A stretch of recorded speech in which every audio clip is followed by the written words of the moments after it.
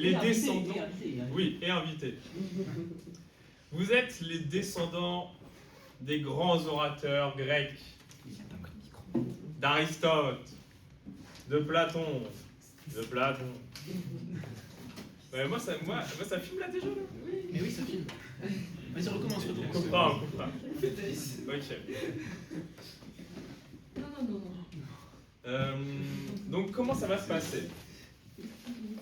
Vous avez tous, pour valider votre entrée, finaliser votre entrée à l'âge de Varsovie, préparé un texte sur un sujet qui vous tient à cœur. On est tous passés par là. Vous avez tous passé beaucoup de temps à écrire vos textes. Et aujourd'hui, c'est l'occasion de montrer de quoi vous êtes capable. Ok. Donc, comment ça va se passer?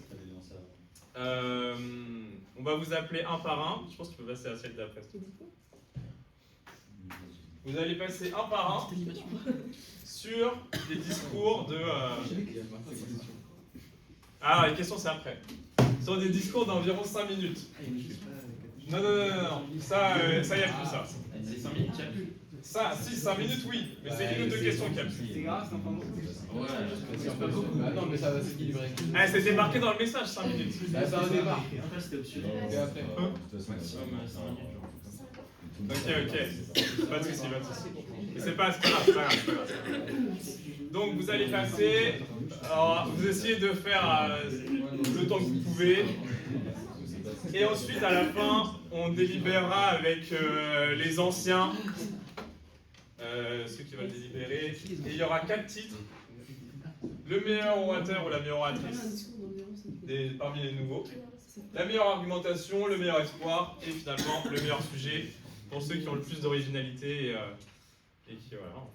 Que le meilleur gagne.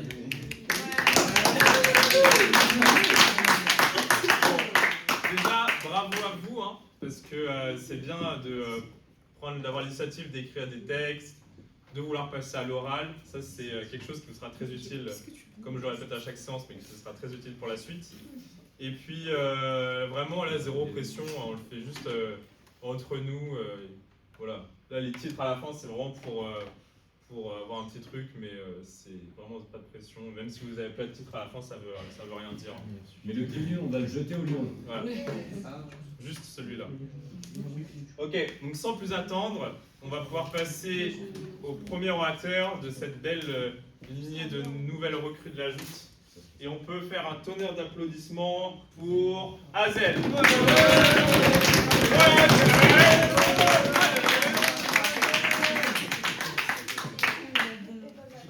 Ok. Le micro. Ouais. Azel, je t'aime. Manipulateur. Donc, sur le premier sujet, l'amour est-elle la plus grande des manipulations à la positive? Ouais, Azel.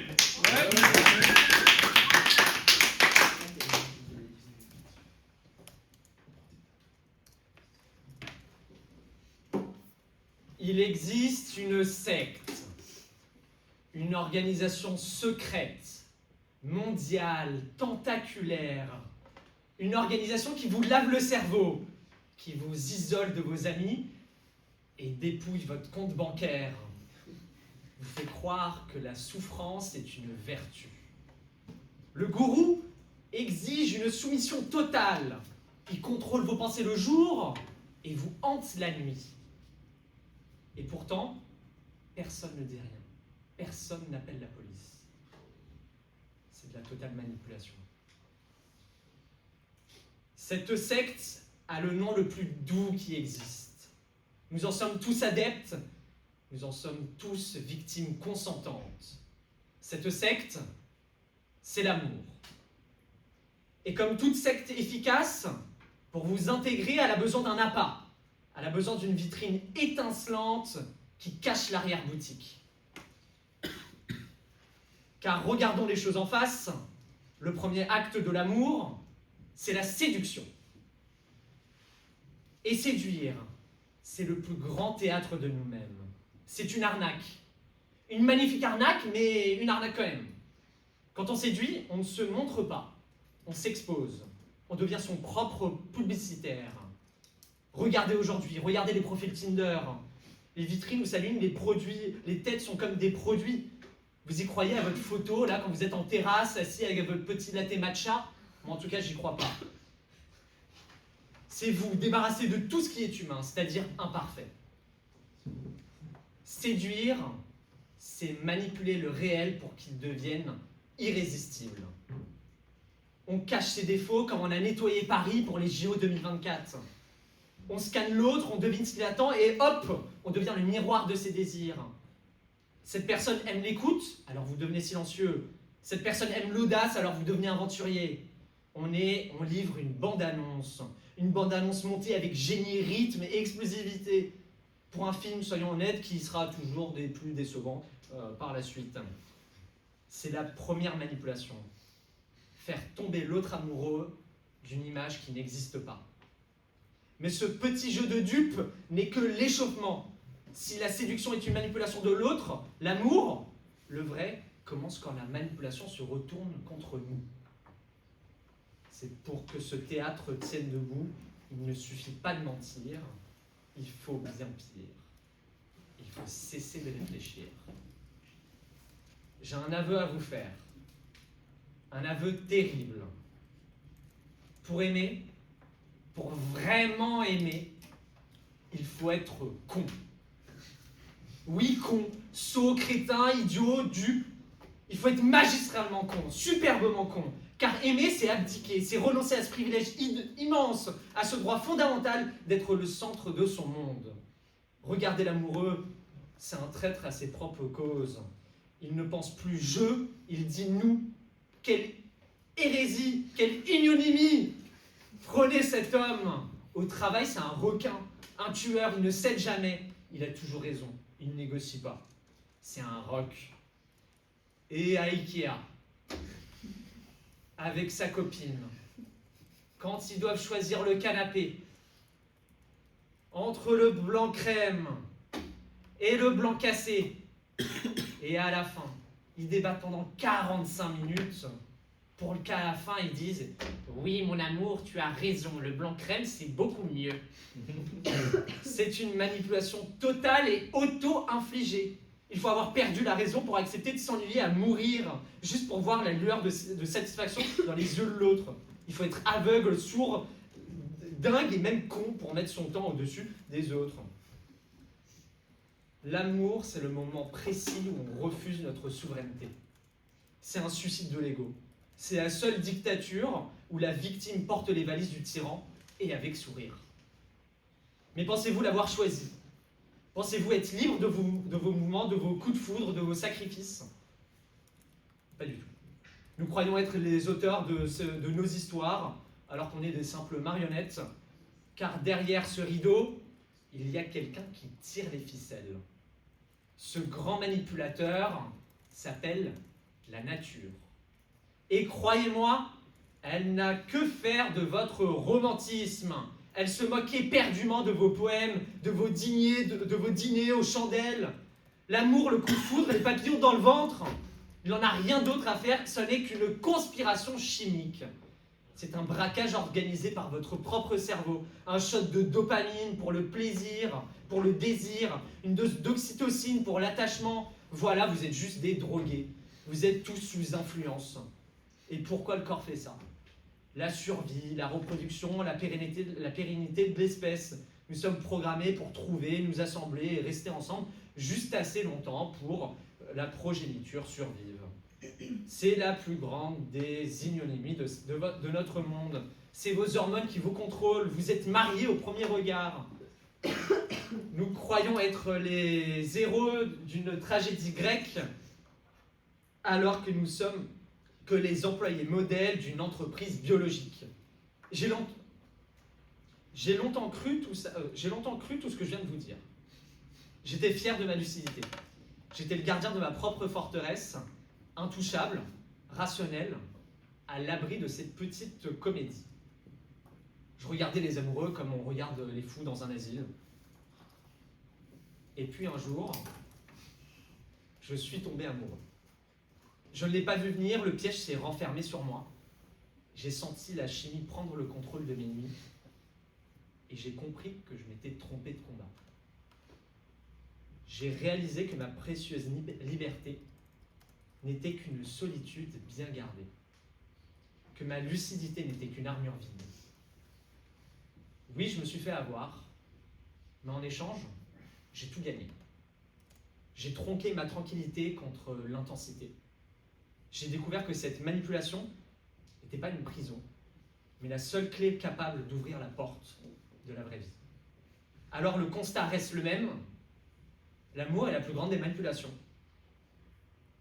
Mais c'est la seule manipulation au monde où la victime sort vainqueur.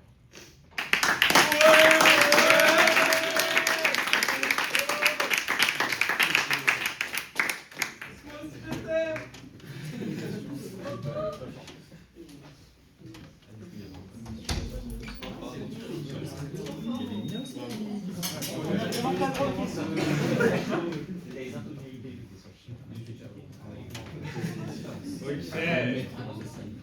Est-ce que tu as reposé le micro sur le... Oui. Très bien.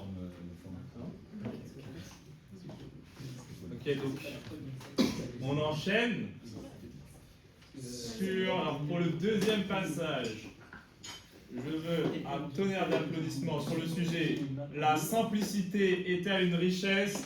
On peut applaudir Rémi.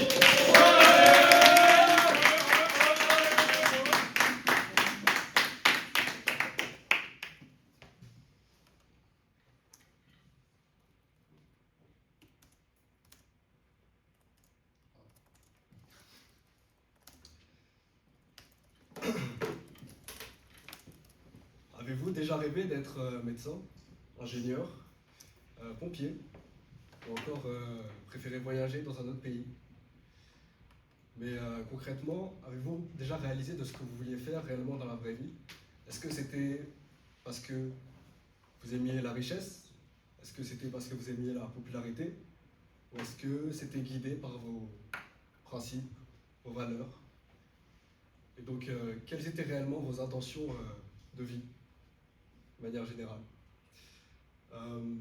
Parce que ce qui est important, c'est que la simplicité, revenir à ce qu'on désire réellement, c'est revenir à la richesse, non pas la richesse monétaire, mais la richesse de ce qu'on souhaite réellement accomplir.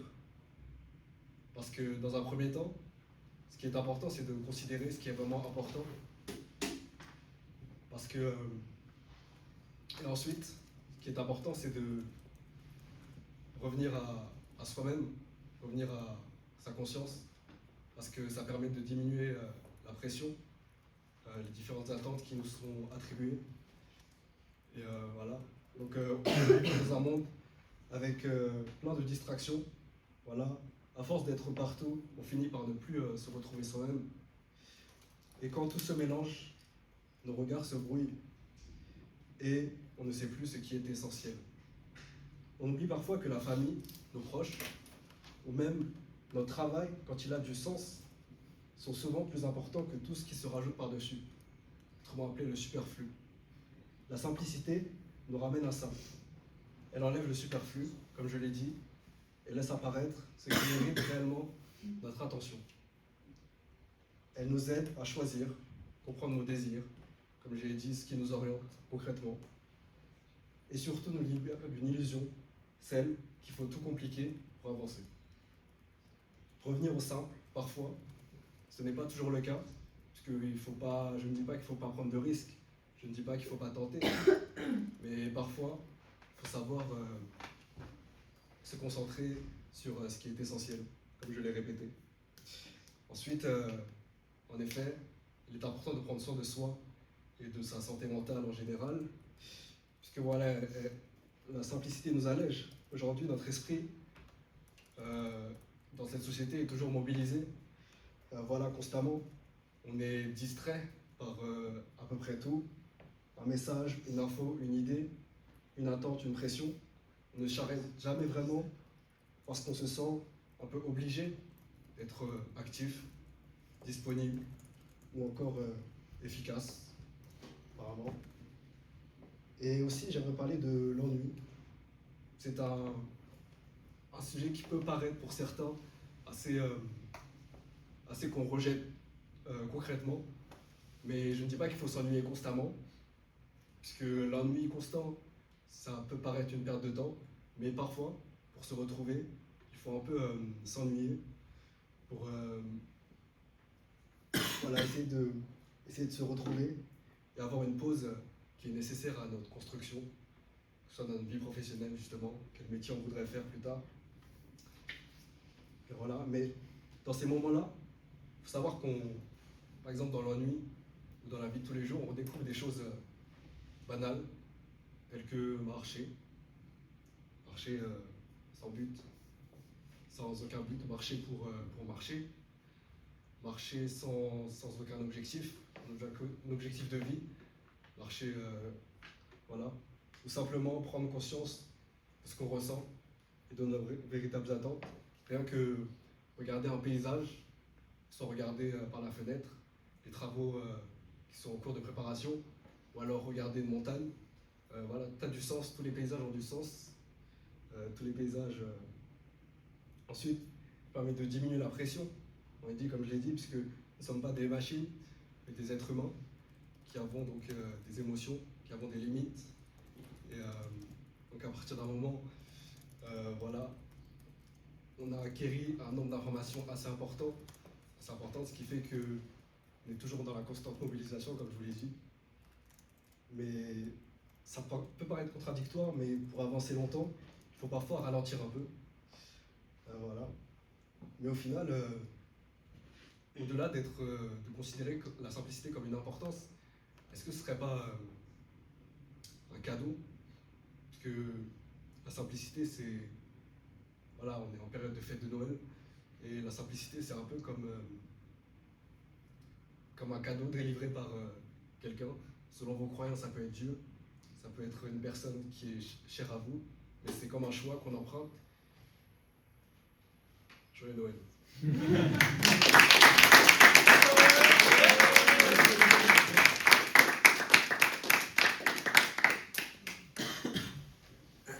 Nickel. Alors, Non, non, Non, il y a une question. est-ce que vous voulez qu'on tape pour vous dire qu'on est à 30 ou vous en Allez, on s'en fout. ok. Alors, sur le...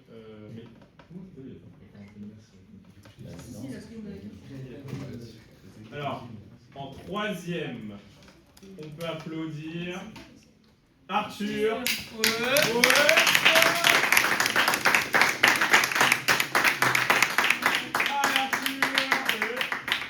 Sur le sujet, existe-t-il une ou des valeurs universelles? En fait, c'est...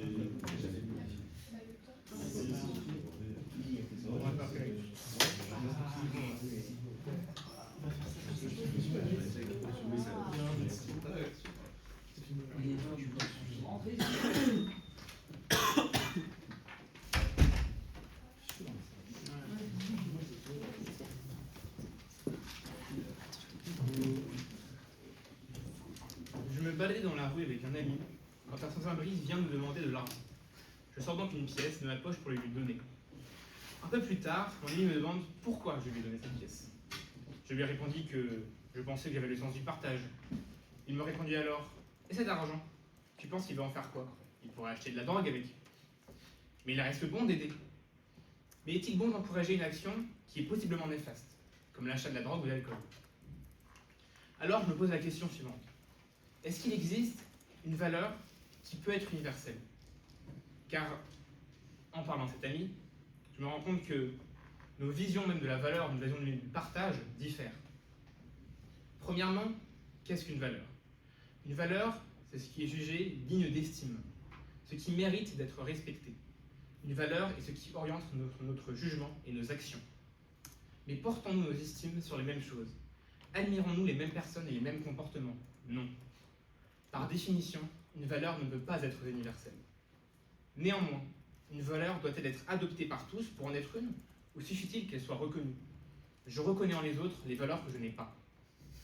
Néanmoins, nombreux sont les gens à prêcher ces mêmes valeurs. Ce qui peut différer, c'est les actions que nous allons associer à ces valeurs. Par exemple, la justice. Pour certains, il est juste de laisser à chacun de percevoir le fruit de son travail. Pour d'autres, il est plus juste de le redistribuer. Le débat n'est pas ici. Et cela montre que même une même valeur peut s'exprimer de plusieurs façons différentes. Ce ne sont donc pas nos actions qui permettent d'exprimer une valeur commune. Mais alors, d'où viennent les valeurs? Elles sont forgées dans notre éducation, dans notre culture, dans notre époque. En France, il y a quelques dizaines d'années de cela, il était impossible pour un homme de se détourner d'un chemin qui était déjà préparé pour lui. Il fallait une relation hétérosexuelle où il allait leur ramener l'argent à la maison. Malgré ce rôle qui était préférable à celui des femmes, il ne devait pas en sortir. Il était alors considéré comme brave et fort. Aujourd'hui, quelqu'un qui s'écarte de ce chemin n'est pas considéré par la pensée moderne comme faible ou tout autre jugement négatif. La mentalité a évolué avec les âges et avoir la force de sortir du lot est devenu associé à la valeur morale du courage. Beaucoup d'autres exemples peuvent être trouvés au cours des âges entre les civilisations et les époques. Mais malgré ces contre-arguments, trouvons-nous un pattern dans l'apparition d'une valeur ou un groupe de valeurs à différents âges ou endroits?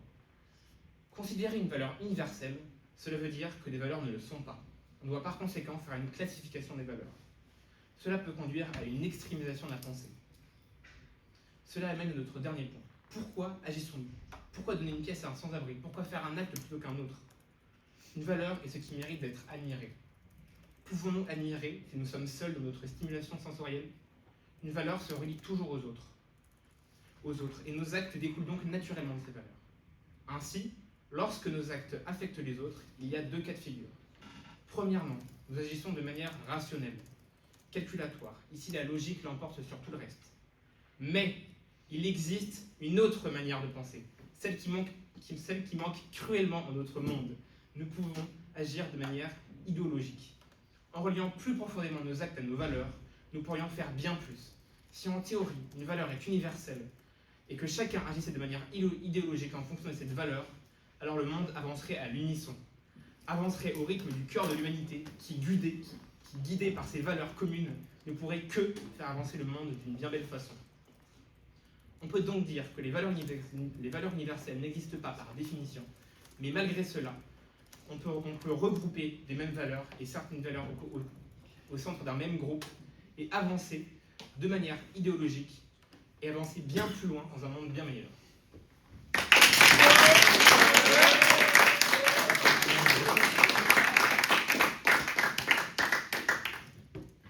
Bravo Arthur. Alors, notre quatrième orateur, le quatrième orateur, c'est Valentin Brody. La musique est-elle du bruit? Moi, je sais pas qui a écrit ça.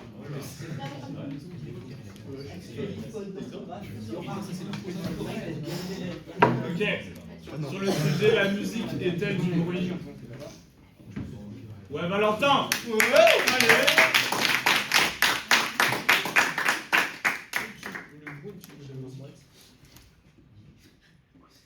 Moi, je l'aurais mis dans l'autre sens, mais j'aurais mis le bruit.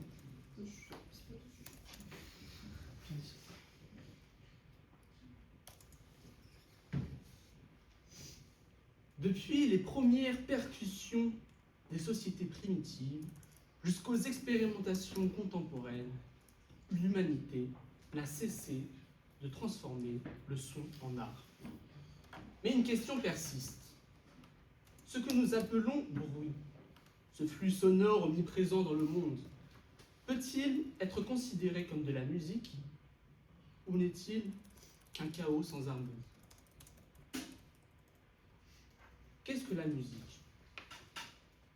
C'est une combinaison harmonieuse ou expressive de sons, premièrement. Mais c'est aussi également un art. Et quand on parle d'art, il y a à la fois une quête de la beauté et en même temps un besoin, une pulsion pour exprimer un message, une valeur. L'auteur transmet un message. De l'autre côté, le bruit. Le bruit, c'est tout simplement l'émission d'un son. C'est une onde qui se propage, qui se diffuse. et vous êtes des ingénieurs. Mais le bruit, c'est aussi le paramètre constitutif du monde, un élément brut de notre perception. Alors comme je suis quelqu'un d'original, je commencerai par la négative, et je continuerai, et j'explorerai également la positive.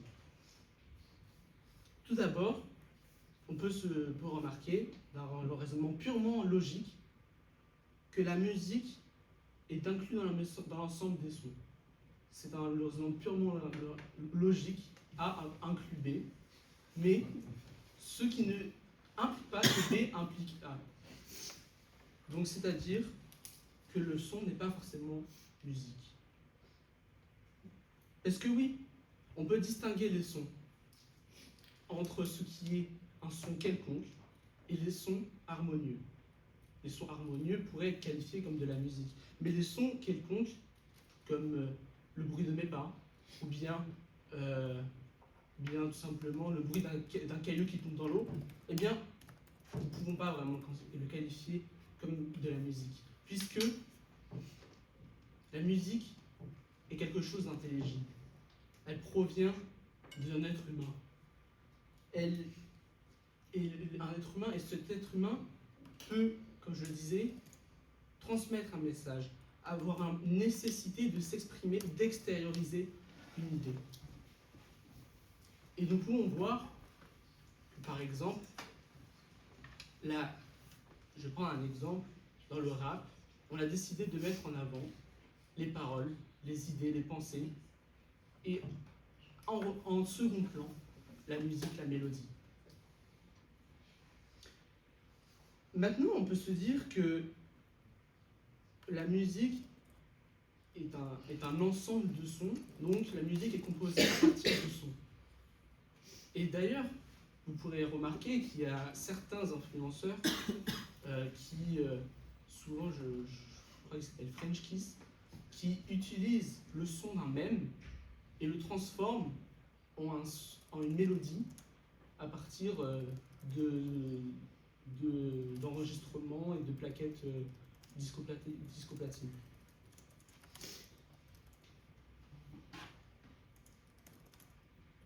Mais après, on pourrait aussi se dire que le message que veut transmettre l'auteur, le musicien, pourrait tout simplement faire un éloge à la simplicité. Et on pourrait s'imaginer qu'on crée des sons à partir de ces simples gestes du quotidien, comme tout simplement, je disais, un bruit de caillou, et bien on le combine avec un autre bruit de caillou, et encore un autre bruit de caillou, et ça fait quelque chose de beau. Puisque finalement, c'est ça le but de l'art, c'est faire de rien de la beauté. Enfin, la physique, nous connaissons tous, mécanique, démystifie un peu la musique. Parce que nous savons aujourd'hui que la musique, le son, ne sont que des ondes. Et ce n'est autre qu'un chiffre qui se démontre, qui ne sont autre qu'un chiffre, et l'harmonie est démontrée par les mathématiques. Et je vais vous éviter tout un détail en parlant des ondes stationnaires et des nœuds et des ventres. Ainsi, le son est absolu. Il existe indépendamment de l'homme, comme une donnée brute du monde. La musique, en revanche, n'est que par et pour l'homme. Elle naît de son besoin de beauté et de son désir d'exprimer ce qu'il ressent. Ainsi, si le bruit est universel, la musique est profondément humaine.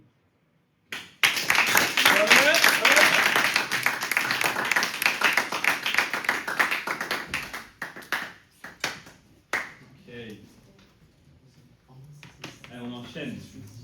Alors. Ouais, j'espère que vous êtes chaud.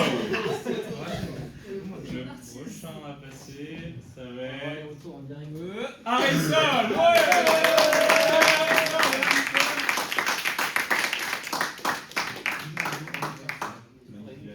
Sur le sujet aimer, est-ce se tuer à la positive?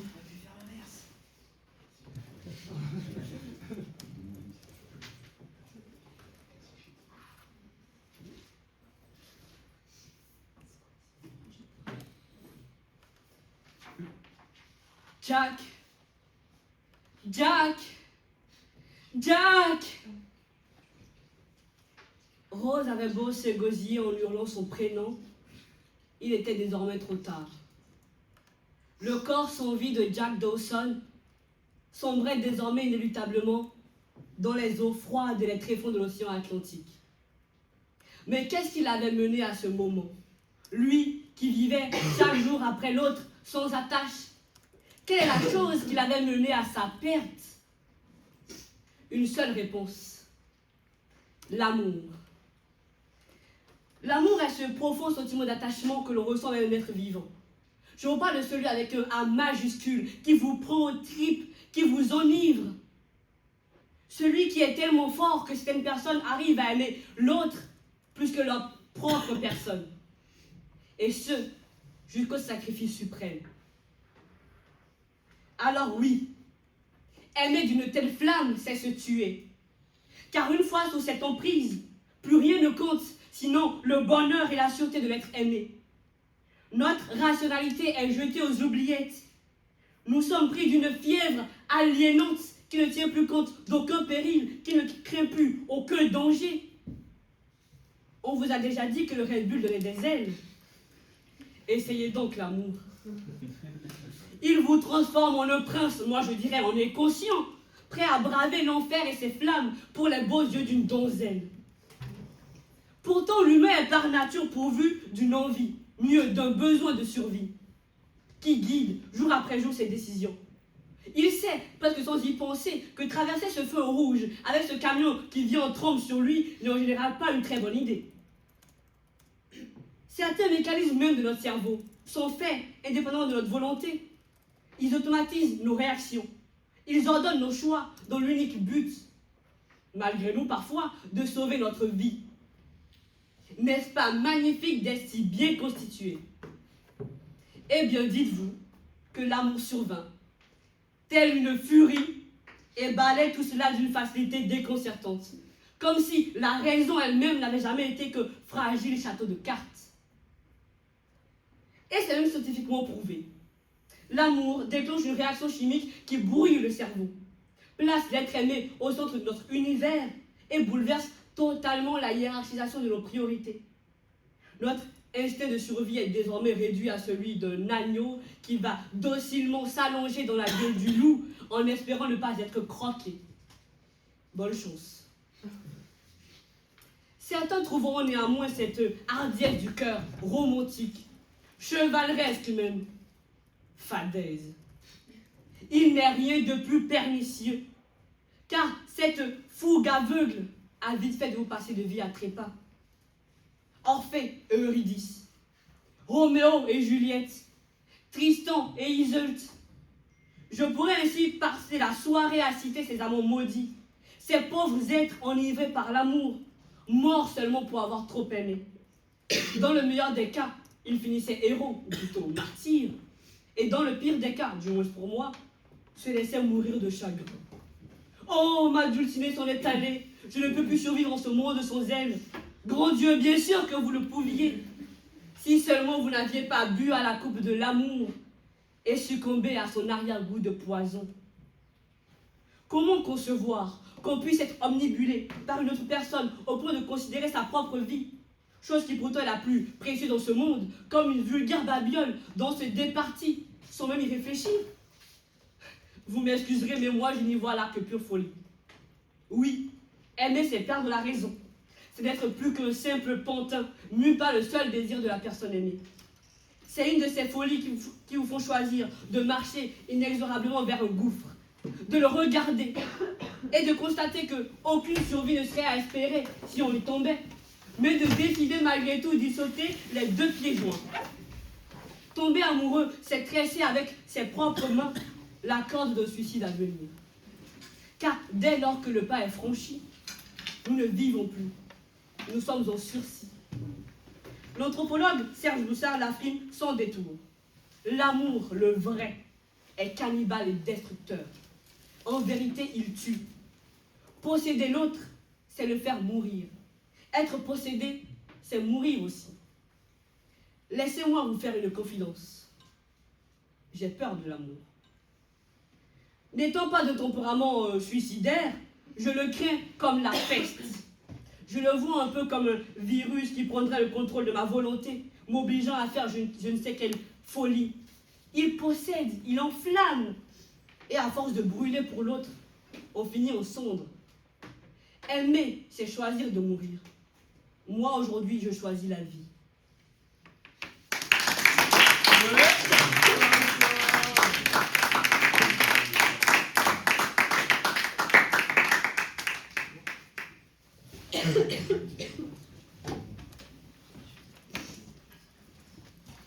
Alors, qui est le prochain?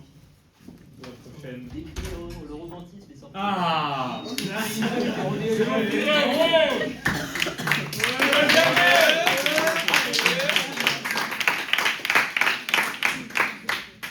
Faut-il être un go muscu pour briller en société à la positive?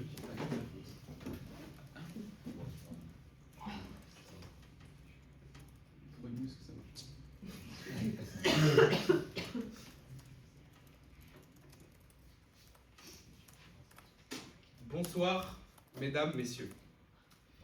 Que préférez-vous entre un homme frêle et mal armé ou alors un grand gaillard solide et bien construit? Car un grand prophète a dit un jour: gros muscle, grosse aubergine. Taille proportionnelle, évidemment. Et avoir une grosse aubergine nous place instantanément au-dessus des autres. C'est de la logique fatale. Un go muscu, c'est être en bonne santé, une alimentation réglementée, des paix à la protéine pour gazer toute une salle. Cela marque le territoire. On peut nous sentir, mais pas nous voir. Un véritable sigma. Ce n'est pas un défaut, mais une qualité. Cela montre un lifestyle d'exception qui nous fait briller. Ça montre aussi la discipline. Être musclé, ce n'est pas donné à tout le monde. Il faut travailler pour avoir tout ça. C'est un maximum d'entraînement, de courbatures qui détruisent jour après jour. Les gens nous prennent pour des personnes dures. Plus de muscles, c'est aussi plus d'occasions pour flex les bibis. Ça fascine certaines personnes. Les gens commencent la salle pour les meufs. Bon, au final, il y a plus de mecs qui viennent nous toucher. Mais bon, c'est pas si mal. Direct, l'ego, ça fait plaisir. Et puis aussi, aux yeux des autres, ça place au-dessus. En tout cas, avant qu'ils découvrent que t'as une personnalité de merde et qu'ils te parlent. De plus t'es musclé, moins les gens te cherchent des emmerdes. À la sortie des bars, ils ont peur, car t'es impressionnant. Sauf que ce qu'ils savent pas, c'est que t'es raide mort et qu'en vrai, t'as pris 2 maximators et que t'es à 2 doigts de leur gerber dessus. Mais bon. L'apparence physique, ça influence souvent les perceptions. Dans une discussion, les gens peuvent nous associer à des choses comme la discipline, la volonté, la santé ou encore l'énergie. Ce qui peut donner des avantages et nous booster aux yeux des autres. Les gens pensent que les adeptes de musculation sont cons, et bien ils n'ont pas tort. Mais au moins, ils sont musclés et ils brillent en société. Regardez vos montres, ça fait 5 minutes. J'ai tout dit.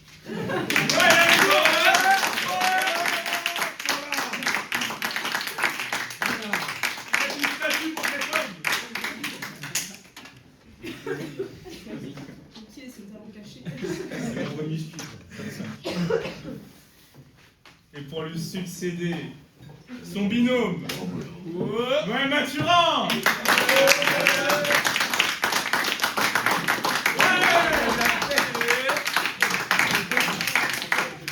Super sujet. C'est mon poulain.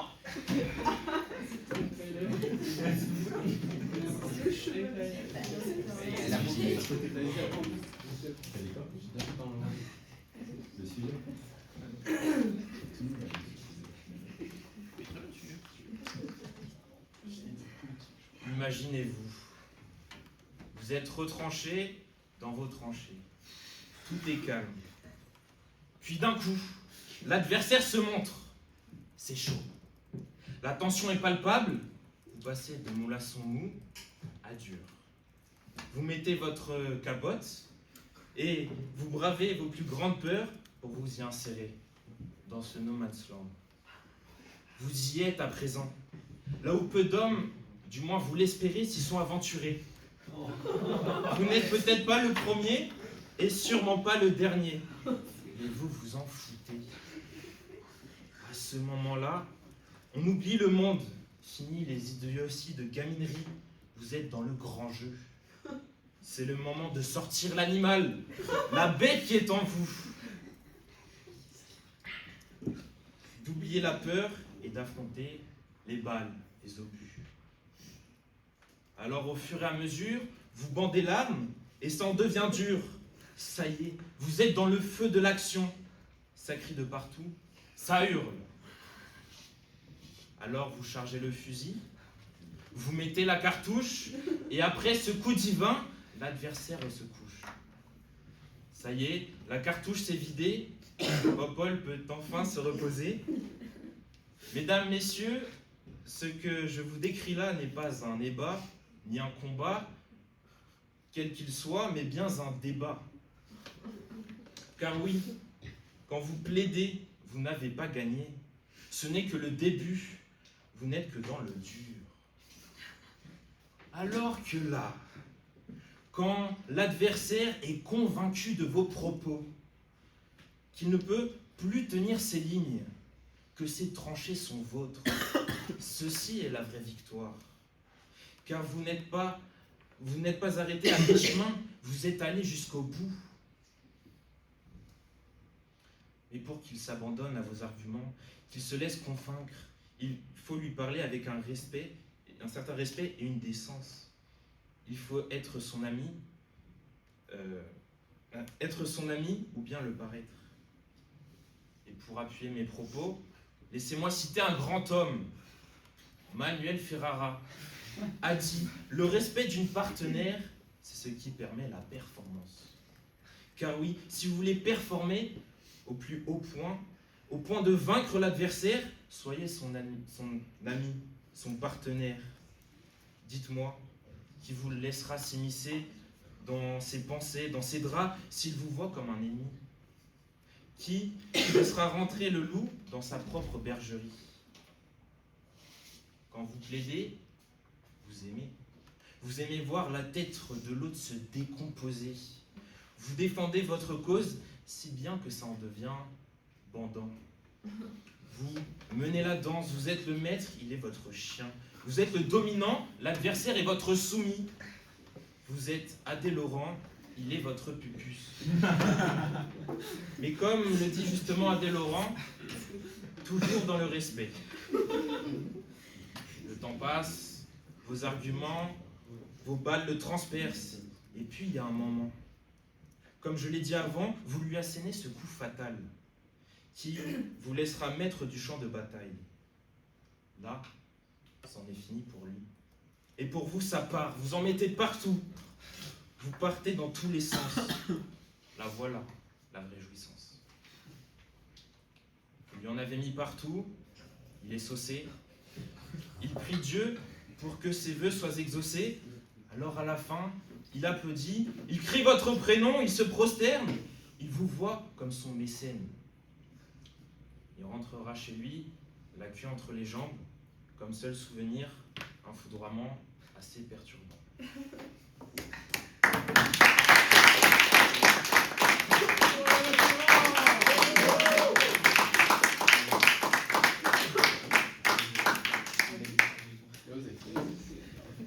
Vous avez kiffé? On a bandé un peu. Ah ouais? Mais qui pourrait passer après? Ce sera le rôle, pas des moindres, de Augustin.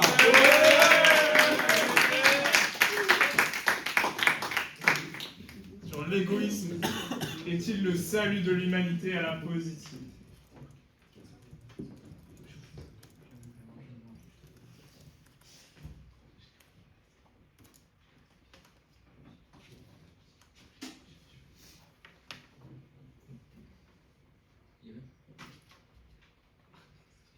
On accuse souvent l'ego d'être un défaut, une gourmandise de l'âme. Mais je viens défendre l'ego comme une force vitale, comme moteur de liberté. La gourmandise est le ressort d'une conscience choisie qui a osé affirmer cette part. Allégez votre conscience, tranchez l'hypocrisie, émiettez vos faux semblants, fouettez vos remords d'une pincée de sincérité, croquez la vérité en âme légère d'une si bonne tarte, dernière part désirée et dégustée. Car affirmée par l'ego, oui, l'ego a affirmé cette part, et nous l'avons bu, nous l'avons mangé, et nous avons choisi cette fin de repas. L'ego a su battre les œufs de la discorde, apaiser la pas trop belle, et servir la paix sur cette table de la convoitise, devant cette dernière part de dessert enfin croquée. L'ego a été moteur d'une décision rationnelle empêchant un dernier débat sur le droit aîné quant à la dernière part du gâteau, et il le sera pour l'humanité. Oui, l'ego est le sauveur de l'humanité. Je sais ce que vous allez me dire, je sais de quoi vous allez me parler. De l'altruisme. L'altruisme est une grande vertu qui ne s'applique qu'aux petites émiettées. Alors laissez-moi vous parler de l'obligation de finir le gâteau avant vos aïeuls. L'ego, tout d'abord, est une affirmation de soi-même, de son propre désir. L'on nie nos frustrations et l'on accompagne la punition. C'est affirmer que l'individu est digne d'exister pleinement dans cette société qui nous méprise et qui nous remat. Cette société a su grandir car il y a eu des hommes dans notre société qui ont su faire du choix, de grands choix, et qui, pour cela, ont pris cette dernière part pour libérer les autres de leur hypocrisie, du je n'ose pas. Car oui, la frustration est un remède que j'utilise pour mon petit frère à son plus grand mépris. Car soyons honnêtes, derrière chaque politesse se cache un appétit refoulé, et refoulé, c'est indigeste. C'est notre égoïsme, c'est-à-dire notre mépris à l'autre, pour nous, qui sauve le monde. Sauve le repas de famille, notre éloge, méprisant-les pour leur bien. Exemple.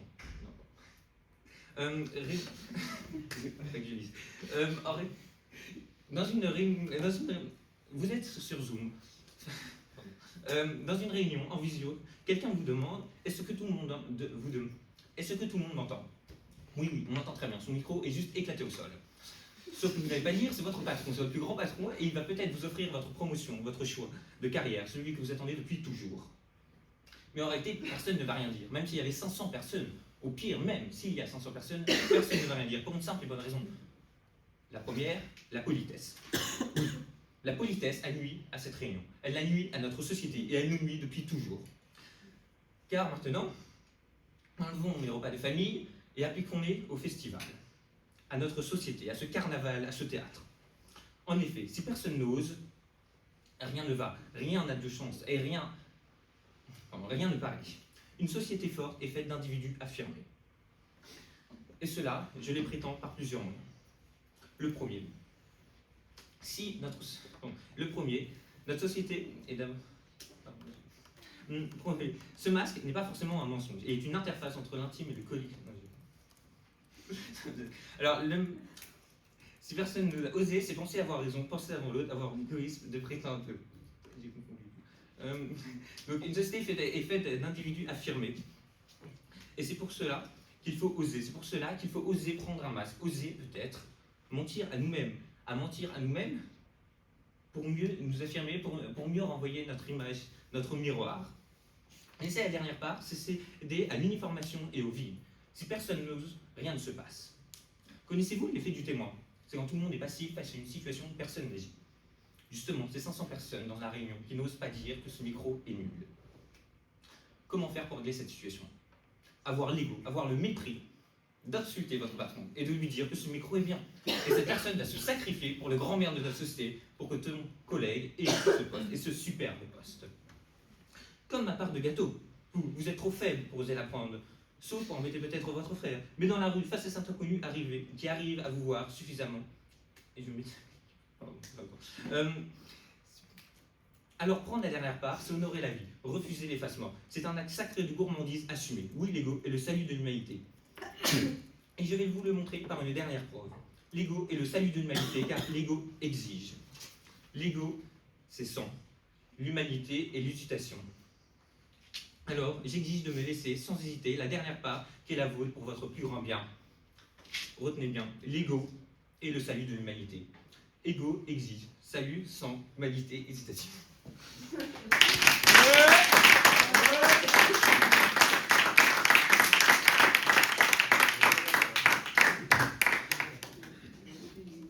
Alors, c'est toujours pas ça. Alors, j'ai eu les 3 blancs, je vais faire du enfin, sauf... Sauf le truc de la réunion, ça j'ai inventé.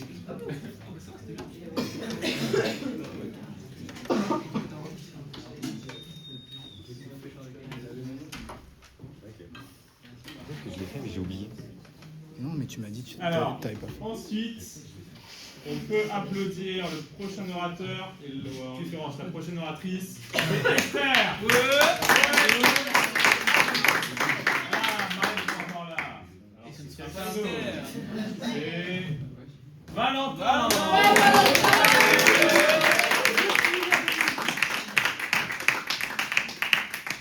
C'est mon filleul.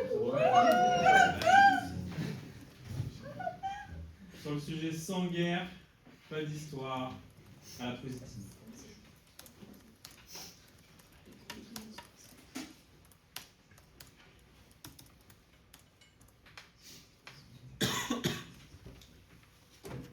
« 2 décembre 1805. Le brouillard se lève sur le plateau de Pratzen. Napoléon, face à ses troupes, à Austerlitz, prononce des mots qui vont entrer dans l'histoire. Soldats, je suis content de vous. L'Empire d'Autriche est brisé, la coalition démontée, et cet instant précis restera gravé dans l'histoire de la France pendant une éternité. Pourquoi ? Parce qu'Austerlitz, c'est la guerre. La guerre, ce grand fracas qui semble à chaque fois tourner une nouvelle page. Et la guerre, justement, semble être la grande scribe de l'histoire. Celle qui tient la plume lorsque l'encre devient sang et le parchemin carte du monde. Cela nous amène à la question centrale. Sans guerre, pas d'histoire ? Ah, l'histoire. Mais qu'est-ce que l'histoire ? Est-ce un simple récit des événements passés ? Non ! C'est bien plus que cela. C'est le récit des événements du passé jugés dignes de mémoire. Regardez le grand livre du temps. Les longues périodes de paix sont les pages les plus calmes, les plus sereines, les plus tranquilles, les plus blanches. L'histoire semble retenir son souffle, économiser son encre, mais les guerres alors ? Les guerres sont les pages de l'histoire qui s'écrivent en lettres rouges. Ce sont les accélérateurs foudroyants du destin. Elles forgent les empires, font naître les idées, imposent les révolutions. L'histoire vide son encrier tout entier lorsqu'elle atteint la page de la guerre, laissant la paix n'être qu'un blanc silencieux entre deux chapitres de feu. Alors ainsi posée, la question semble presque cruelle. Devons-nous nous résigner à ce que les progrès de l'humanité soient pavés de champs de bataille et de morts ? Je crois que nous devons regarder la réalité en face. La guerre, dans son contexte d'urgence absolue et de survie absolue, est le catalyseur le plus puissant qui soit. Elle ne se contente pas d'écrire l'histoire sur le moment, non. Elle fournit les outils nécessaires à son élaboration sur les siècles à venir. Mais alors, comment opère-t-elle ? Tout d'abord, la guerre concentre esprit et ressources comme la paix ne le peut. Elle crée une nécessité si pressante qu'elle efface les procédures, désintègre les questions éthiques et fait évaporer les budgets. La paix prend son temps. La guerre le prend de force. Prenez le projet Manhattan. Réunir autant de scientifiques, des moyens illimités et une liberté absolue en période de paix aurait pris des décennies. La guerre, elle, l'a fait en 3 ans. Vous pensez peut-être alors qu'il célèbre la bombe, cette réaction en chaîne de folie, et vous avez presque raison. Mais dans ce même laboratoire naissait son ombre porteuse de lumière, l'énergie nucléaire civile et la médecine nucléaire. Un seul projet, né de la guerre, a redéfini la géopolitique, l'énergie et la santé. Deuxièmement, la guerre impose des défis d'une radicalité telle qu'elle défie l'imagination. La nécessité est la mère de l'invention et la guerre est la nécessité suprême. Elle ne pose pas des problèmes, elle crée des abîmes. Comment soigner des milliers de blessés? Comment voir lorsque nos yeux sont inefficaces? Comment calculer plus vite que la mort ne frappe? Toutes ces questions, la guerre, la paix peut les éviter. La guerre, elle, les prend, les plaque au mur et exige une réponse. Immédiate, parfaite, impossible. Et c'est dans cette exigence de l'impossible que tout bascule. Poussé dans nos derniers retranchements, on imagine, on invente. Pour soigner les antibiotiques de masse, pour voir le radar et pour calculer l'ordinateur. La guerre nous accule, nous brise, nous terrasse, nous foudroie, nous met le couteau sous la gorge et enfance. Et de ce sol craquelé par l'horreur, comme les premières perce-neiges à l'assaut de la neige sale, émergent les outils du monde d'après. Des fleurs de glace nées du gel qui annoncent non pas un printemps, mais une ère nouvelle.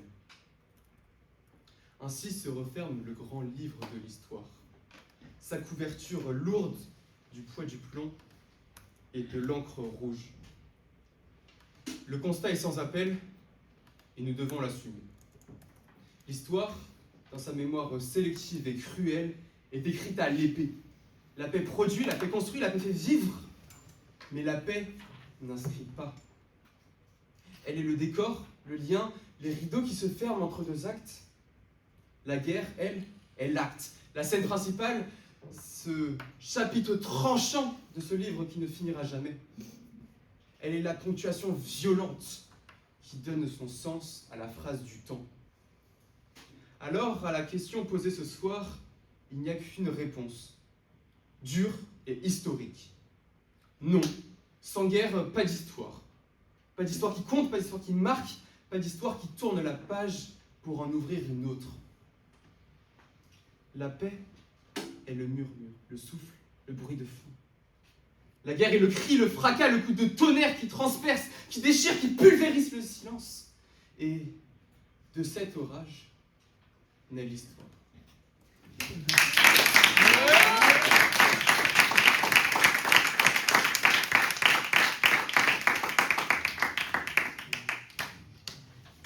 Bravo.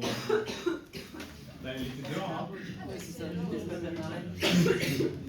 tantôt, tantôt. De rentrer à Ok. Et donc, sur le sujet, tu veux faire quoi dans la vie? On peut applaudir Esther.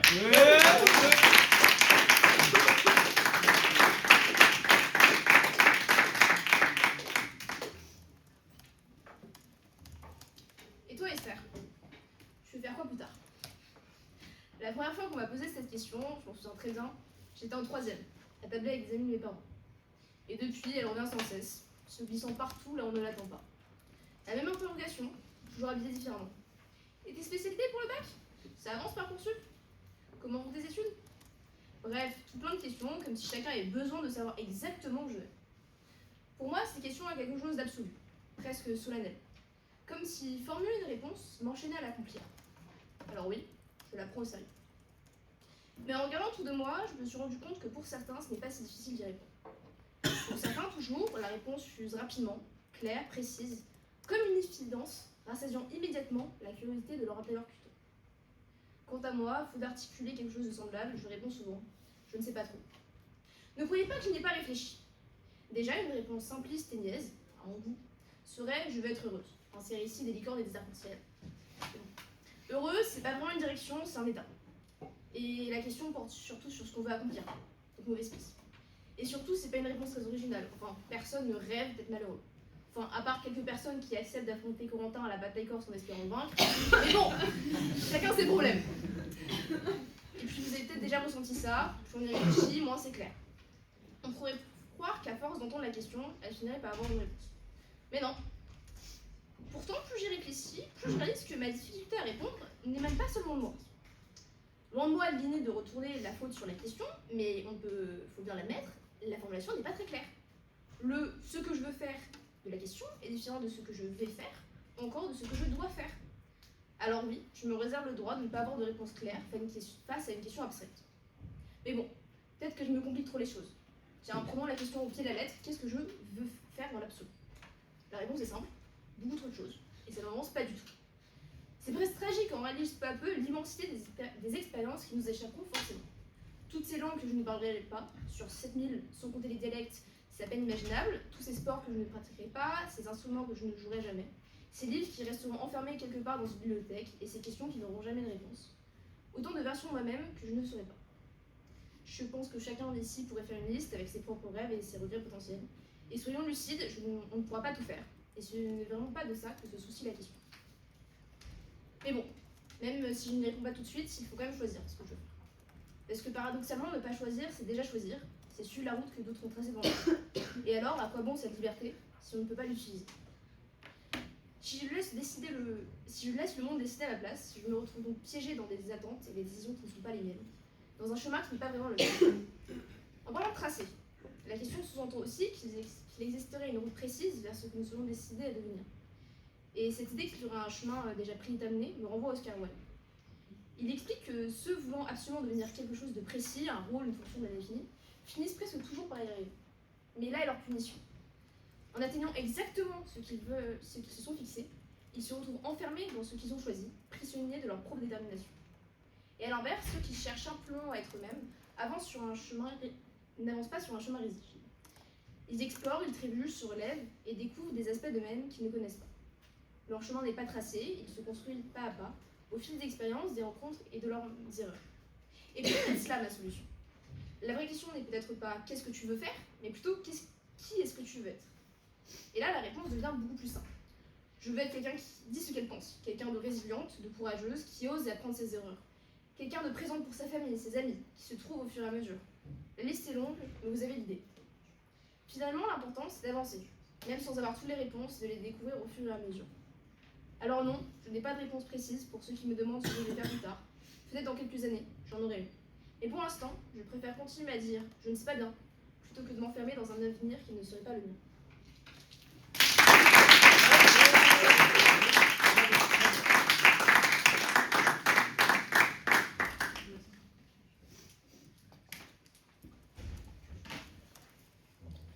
Alors, ensuite, j'espère que vous êtes encore chaud. Ensuite, Alexandra. Les matheux contre Philo.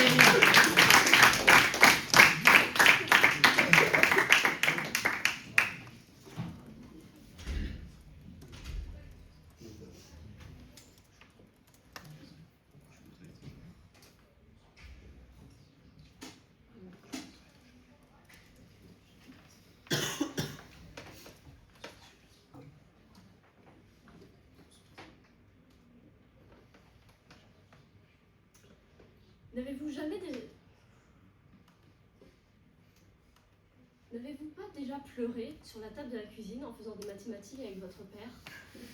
N'avez-vous jamais perdu espoir devant une équation irrésolue à 3 h du matin? N'avez-vous jamais rêvé d'une vie plus tranquille, libre, loin des maths et de vos problèmes en maths? Écoutez-moi bien. Eh bien moi aussi. Écoutez-moi bien, j'aurais beaucoup aimé réussir en maths et faire partie de cette élite que sont les matheux. Mais concrètement, qu'est-ce qu'un matheux?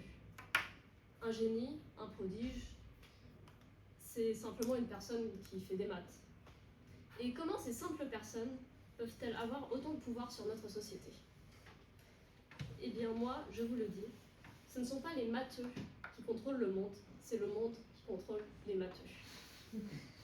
C'est évident, s'ils n'étaient pas contrôlés, manipulés, quelle serait la raison pour laquelle ils s'engageraient dans de longues et tortueuses études? 5 années de pure souffrance après l'enfer du lycée, êtes-vous masochiste? Alors apparemment, vous ne le saviez pas, mais il n'y a pas que les maths dans la vie. On vous dit que vous êtes une nécessité pour la société, qu'on a besoin de vous partout et pour tout. Mais en réalité, ce n'est que pour vous tromper. On vous jette des fleurs, on clame que les mathématiques sont la voie royale, la meilleure des meilleures. Mais n'avez-vous jamais trouvé cela bizarre? La société ne fonctionne pas seulement grâce aux mathématiques. il y a mille et une autres voies que vous, les matheux, auriez pu emprunter. Et elles sont toutes nécessaires au bon fonctionnement de la société. Elles sont toutes aussi importantes, seulement elles ne sont pas autant valorisées. Soyons honnêtes, si l'on ne vous incitait pas et que l'on ne vous endoctrinait pas à coup de « les maths servent à la vérité », personne n'en ferait. D'ailleurs, en parlant d'endoctrinement, les maths ne sont-ils pas la voie par défaut des personnes qui savent les comprendre mais ne savent pas quoi faire de leur vie? En réalité, un homme perdu qui s'en sort en maths devient, peut-être par simplicité ou peut-être par flemme, un matheux. La société pousse ces personnes vers les mathématiques pour une raison simple. Une société fonctionnelle a besoin d'être équilibrée. Elle a donc besoin de divers profils ou compétences, dont les matheux. Cela dit, aucune personne saine d'esprit n'irait choisir de son plein gré de faire des maths. Alors, on leur fait croire qu'ils sont les rois du monde, qu'ils sont en capacité de le contrôler, pour essayer de donner un sens à leur vie, qu'ils continuent inlassablement à servir la société en faisant des maths. Parce que, soyons sérieux, il y a trop peu de personnes qui aiment les maths. Elles sont en grande infériorité numérique par rapport au nombre de personnes incitées à être matheuses. Vous-même, aimez-vous vraiment les maths ou faites-vous comme tout le monde en essayant de vous convaincre que vous les aimez? Certaines personnes se sont posées cette question et se sont rendues compte de cette manipulation de masse dont ils ont été victimes. Ils ont donc arrêté les maths pour se consacrer à ce qui les intéresse. Eh bien, devinez quoi? Ils sont beaucoup plus heureux que s'ils avaient continué. Ils ont mis fin à leur souffrance pour faire ce qui leur plaît vraiment. Alors oui, il fut un temps, j'aurais beaucoup aimé réussir en maths et faire partie de cette élite que sont les matheux. Depuis, j'ai réfléchi et j'ai réalisé qu'ils n'ont rien d'une élite. Les matheux se font utiliser, manipuler, tromper par la société, perdus, seuls avec leurs équations irrésolues, obligés de suivre le mouvement et d'abandonner leurs rêves au profit d'une matière qu'ils n'aiment même pas. Les matheux ne contrôlent pas le monde, c'est bien le monde qui contrôle les matheux.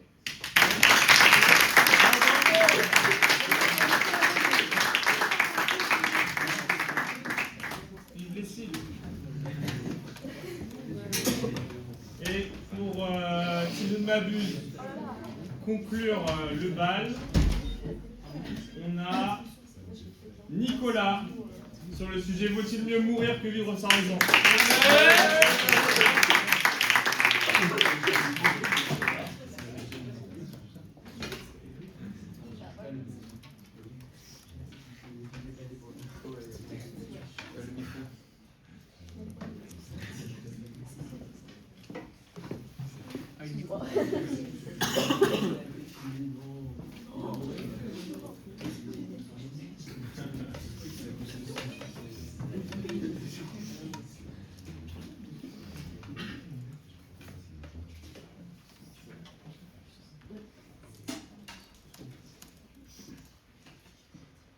On nous dit souvent que la vie est un don, mais qui l'a demandé ce présent lourd à porter?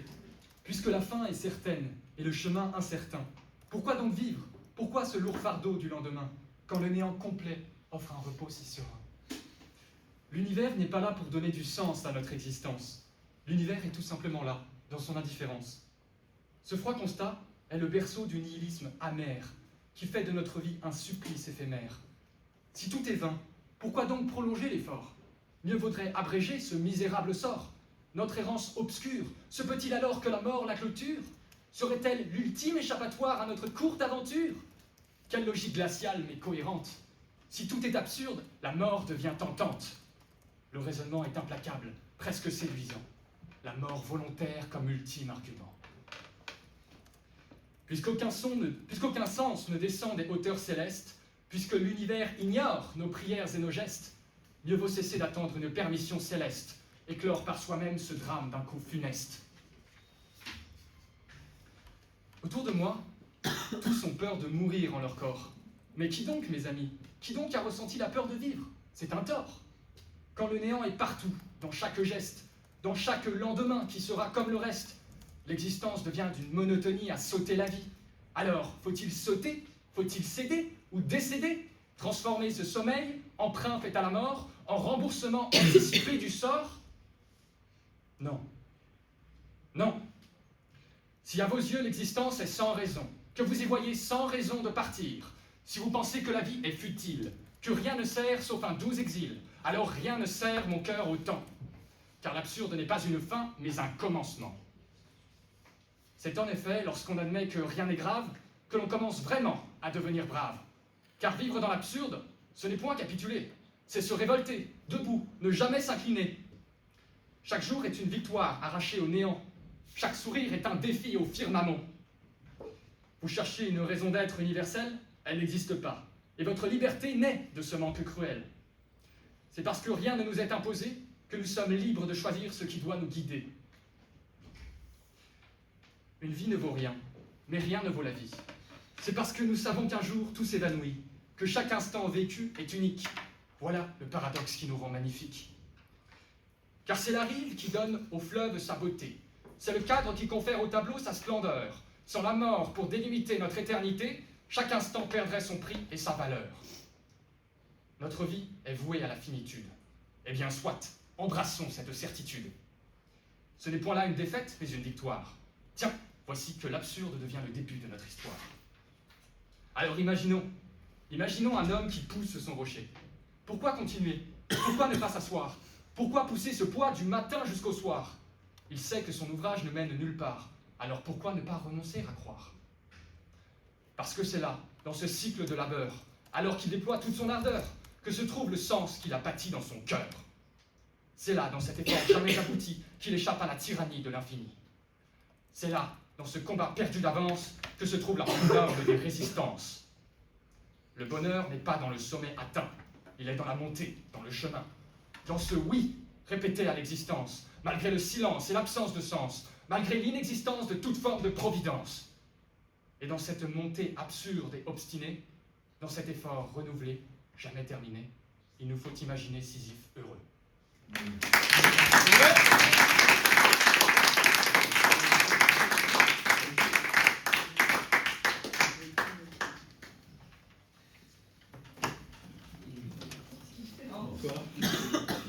Voilà, donc bravo, tout le monde est passé. Donc c'est vraiment